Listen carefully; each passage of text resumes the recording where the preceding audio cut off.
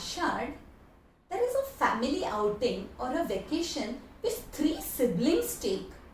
They travel in royal bejeweled chariots and they go for a vacation to an aunt's place, stay there for 7 days and then return back. Can you guess what I am talking about? Yes, it is the annual Rath Yatra of Puri.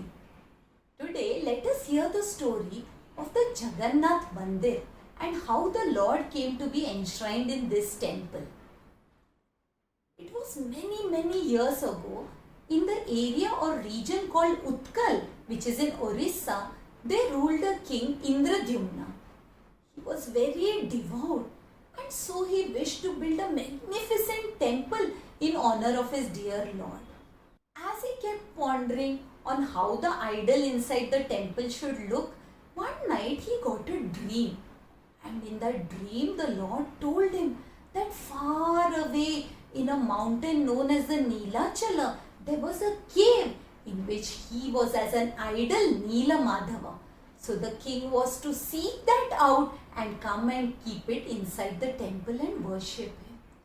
Now the king was very happy and so he sent all people in search of this hill and cave. And one of them was Vidyapati. Now Vidyapati went searching in dense jungles, lost his way and finally was saved by a tribe. The tribal chief was Vishwavasu and his daughter was Lalita. Soon after Vidyapati had recovered from his travels, he developed a liking for Lalita and since the feeling was mutual, they got married. Now Vidyapati often noticed that his father-in-law would go somewhere in the morning and come back only late at night. And when he asked his wife about it, the wife told him that it was a secret. The secret was that her father would go to worship the Lord known as Neela Madhava, who was in a cave on top of the Neelachala mountain. Immediately Vidyapati realized that his mission was about to be met with success and begged his father-in-law to take him to the hill. Now, the father-in-law did not want anybody else to have a darshan of the favorite idol of his. And so what he did was, he took Vidyapati blindfolded. Vidyapati was wise and so he took a handful of mustard seeds and while walking uphill, he sprinkled them along the path. On reaching the cave, the blindfolds were removed and Vidyapati got a darshan of the most divinely beautiful idol of the Lord that he had ever seen. But this was only for a moment because his father-in-law Vishwavasu could not trust him anymore. So immediately blindfolded him again and brought him down. When the rains, however, showered, these mustard seeds began to sprout and flower and soon Vidyapati was able to find the path to the cave all by himself. He went there, saw the beautiful idol and knew that he could now go and report to the king that he had been successful. And soon he took leave of his father-in-law saying that it was time that they returned to his hometown. And he and Lalita returned to Utkal. When the news that the idol had been found was conveyed to the king and the queen were overjoyed and they immediately set out to retrieve the idol. On the way, however, they were met with a huge sandstorm. Due to this storm, all the plants on the path were destroyed and the idol and the hill were lost forever, not only to Vidyapati but also to Vishwavasu. When the king came to know of this, he immediately suspected that Vishwavasu might have been responsible and that he must have hid the idol somewhere, and so he imprisoned Vishwavasu. Vidyapati could not do anything about this, and as the king lay in distress, wondering now what idol would be kept inside the temple, he got another dream.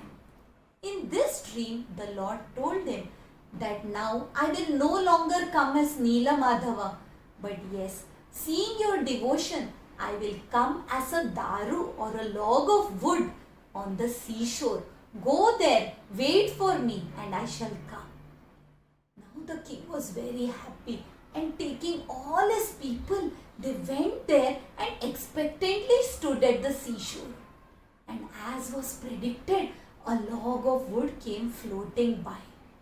This log of wood had all the marks of Lord Vishnu, like the Shankha, Chakra, Gada and Padma.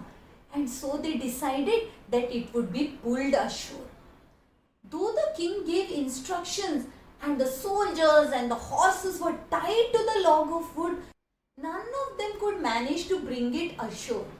While the perplexed king stood looking at the log, wondering now what was to be done, there was a heavenly voice which said that, "O king, you have held captive my dear devotee Vishwavasu. Only if you free him and both of you together try to bring the log ashore, will you be successful." Immediately the king realized his folly, ran to where Vishwavasu was held captive, freed him, hugged him, and then told him that we were very foolish to deny each other because we are common and united in our love for the Lord. Happily, hand in hand, they went to the seashore and miraculously could bring and lift it easily up the sands. Now, the decision was to be made who would be the craftsman to work on this log of wood. Who would carve beautiful idols out of this? At that time, an old man claiming to be an artisan came there. He was none other than Vishwakarma, the divine architect. And the king agreed to let him carve the idols out of that log of wood. There was a condition, however. He was to be left undisturbed in a sealed room as long as it would take him to prepare these idols. The king agreed to the condition. But as the days went by, when no food would be taken inside the room and no sound would come from inside, the king and the queen became restless. They started wondering, is he still alive? What must be going on there? We have to find out. And so they decided to break open the door. On entering the room, a strange sight met his eyes. The craftsman had vanished and 3 incomplete idols stood there on the Ratnavedi, that platform covered and studded with jewels, where the idols of Lord Krishna, his brother Balabhadra and sister Subhadra stood. But they were only complete from neck upwards. The hands and the limbs and the rest of the body had yet to be sculpted. The king was again inconsolable. At that time, sage Narada appeared and reassured him that it was the Lord's wish that he would appear in this way in this temple. And so he told the king that to go ahead, build a beautiful temple, and then invite none other than Lord Brahma to consecrate these idols in the temple. The king was overjoyed and immediately set about to get the great beautiful temple made for these 3 idols. When the temple was ready, he decided to go along with sage Narada to invite Lord Brahmaji. His wife Gundicha became little anxious because she thought that if her husband would go to Brahmalok, he would probably not return. But the king told her that it was nothing to worry. They were after all accompanied by the sage Narada himself. And so they went and waited at Brahmalok. Lord Brahmaji was seated in meditation. So both Naradji and King Indradyumna had to wait.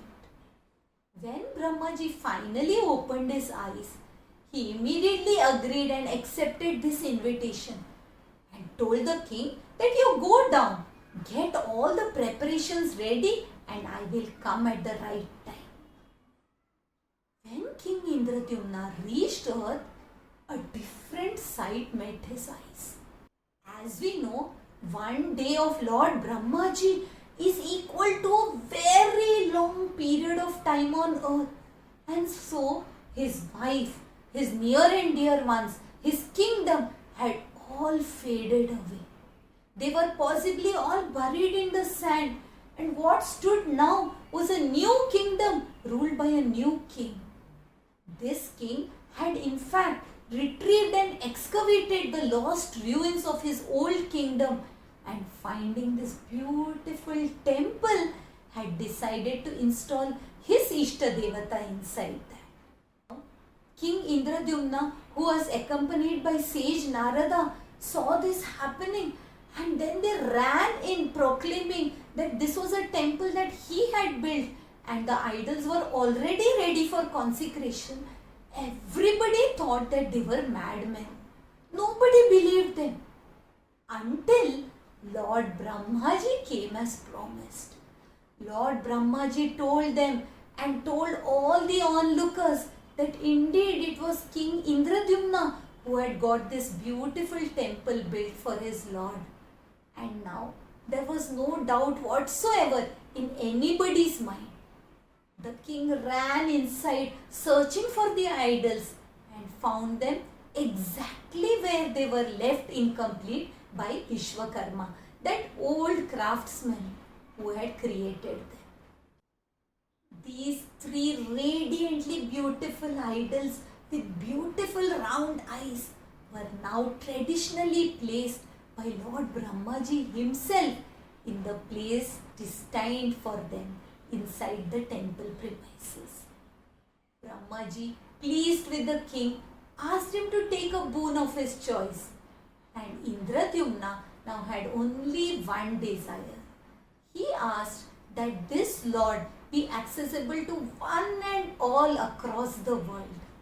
And so it is that the Lord came to be known as Jagannath, the Lord of the universe.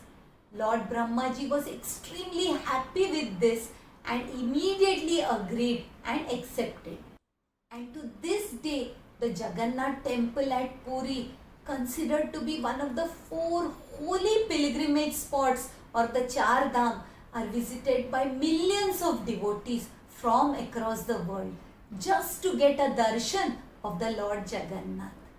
Not only that, it is also considered to be a great fortune to be a part of the annual Rath Yatra and get a darshan of the 3 divine deities. May we also get a chance to be a part of this magnificent Jagannath Rath Yatra at least once in our lifetime. Jai Shri Jagannath. If you like today's story, do share it with your family and friends, and I will be back next Thursday with yet another story. Until we meet again, Hari Om.